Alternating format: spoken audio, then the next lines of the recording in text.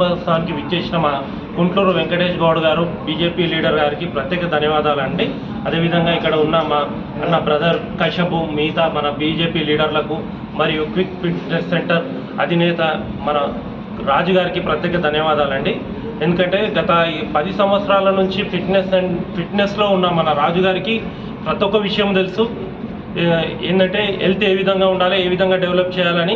ఇక్కడ జిమ్ చూస్తుంటే ఎంత బాగుందంటే ఇప్పటిదాకా మన కాలనీలో ఇంత విశాలమైన జిమ్ము నేను ఇప్పటికీ ఇక్కడ చూడలేను. నేను నేషనల్ ప్రొఫెషనల్గా నాది నేషనల్ బాడీ బిల్డర్ని. నేను ఈరోజు ఇక్కడ వచ్చి చూస్తే ఇంత విశాలమైన ఫిట్నెస్ సెంటరు ఈ సరౌండింగ్లో, ఎల్బీ నగర్ సరౌండింగ్లోనే లేదు అని తెలియజేస్తున్నాను. ప్రతి ఒక్కరు ఇక్కడ వచ్చి ఫిట్నెస్, అప్పుడే వివేకానంద గారు అన్నారు health is wealth, weakness is death అని అన్నారు.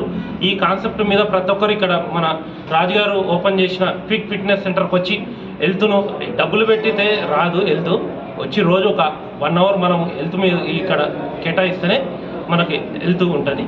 నాకు ఈ అవకాశం ఇచ్చిన రాజు గారికి, అదేవిధంగా ముఖ్య అతిథిగా విచ్చేసిన మా కుంటూరు వెంకటేష్ అన్న గారికి ప్రత్యేక ధన్యవాదాలు.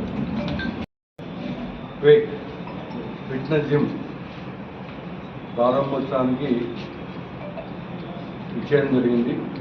ముందుగా రాజు గారికి, ఫిట్నెస్ ట్రైనర్ అండ్ కశ్యప్ గారి మిత్రుడు, వారికి శుభాకాంక్షలు.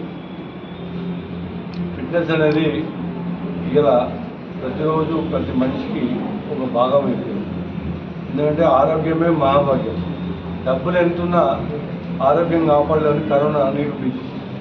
అందుగురించి అందరూ కూడా ఫిట్నెస్లో ప్రతిరోజు 1 గంట వ్యాయామం చేస్తే కనుక ఆరోగ్యంగా ఉండమనేది ఒక ప్రాథమిక సూత్రం. అందరూ కూడా ఈ దేశంలో ఆరోగ్యంగా ఉండాలి. ఆరోగ్య సంపద కాపాడుకున్నట్లయితే డబ్బులు ఎప్పుడైనా సంపాదించుకోవచ్చు, కానీ ఆరోగ్యం సంపాదించలేదు. అందుగురించి ఈ జిమ్ముకు నుండి మంచి ఫిట్నెస్ ట్రైనర్లు ఉన్నారు. ఇక్కడ అన్ని మిషనరీస్ కూడా లేటెస్ట్ ఎక్విప్మెంట్తో పెట్టారు.